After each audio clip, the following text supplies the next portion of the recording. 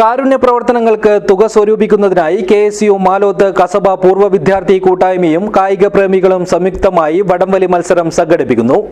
ഇതിനു മുന്നോടിയായി വിപുലമായ സംഘാടക സമിതി രൂപീകരിച്ചു.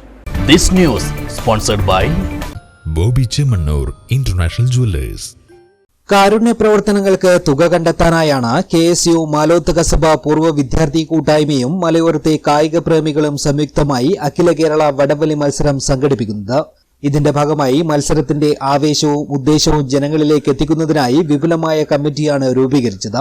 1.5 ലക്ഷത്തിലധികം രൂപയും ട്രോഫിയും ഒന്നാം സമ്മാനമായി നൽകുന്ന വടംവലി മത്സരം ജില്ലയിലെ തന്നെ മികച്ച വടംവലി മത്സരമാക്കാനുള്ള തയ്യാറെടുപ്പിലാണ് സംഘാടകർ.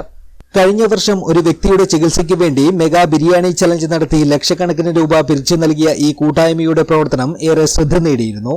മാലോം സെന്റ് ജോർജ് ഫൊറോന പള്ളിയുടെ പാരിഷ് ഹാളിൽ നടന്ന യോഗം ഫാദർ ജോസഫ് തൈക്കുന്നപ്പുറം ഉദ്ഘാടനം ചെയ്തു.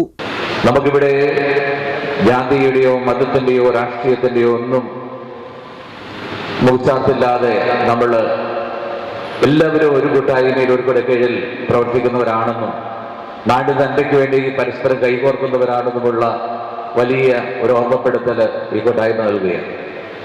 ഈ അവസരത്തിൽ ഇതിന്റെ മുൻകൈ എടുത്തുകൊണ്ട് പ്രവർത്തിച്ച ഇതിന്റെ ആശയങ്ങൾ മുന്നോട്ട് വരച്ച ഗിരീഷിനെയും അതുപോലെ വിൻസെന്റിനെയും വിൻസെന്റിനോട് ചേർന്ന് പ്രവർത്തിച്ച ഇവിടുത്തെ യുവജന കൂട്ടായ്മയും വ്യത്യസ്തമായ രാഷ്ട്രീയ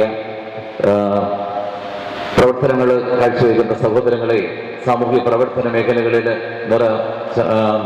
നിറസാന്നിധ്യമായിരിക്കുന്ന പ്രവർത്തകരെയൊക്കെ പ്രത്യേകം അഭിനന്ദിച്ചുകൊണ്ടും പൂർവ്വ വിദ്യാർത്ഥി കൂട്ടായ്മ അംഗം ഗിരീഷ് വട്ടക്കാട്ട് അധ്യക്ഷനായി.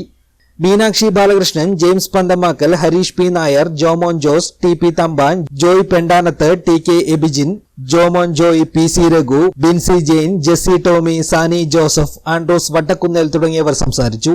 എൻ ഡി വിൻസെന്റ് സ്വാഗതവും ജോബി കാര്യാവിൽ നന്ദിയും പറഞ്ഞു. ഗിരീഷ് വട്ടക്കാട്ട് ചെയർമാനും എൻ ഡി വിൻസെന്റ് കൺവീനറും ജോബി കാര്യാവിൽ ട്രഷററും ഡാർലിൻ ജോർജ് കടവൻ മീഡിയ കോർഡിനേറ്ററുമായുള്ള കമ്മിറ്റിയാണ് രൂപീകരിച്ചത്. News bureau, Vellarikundu.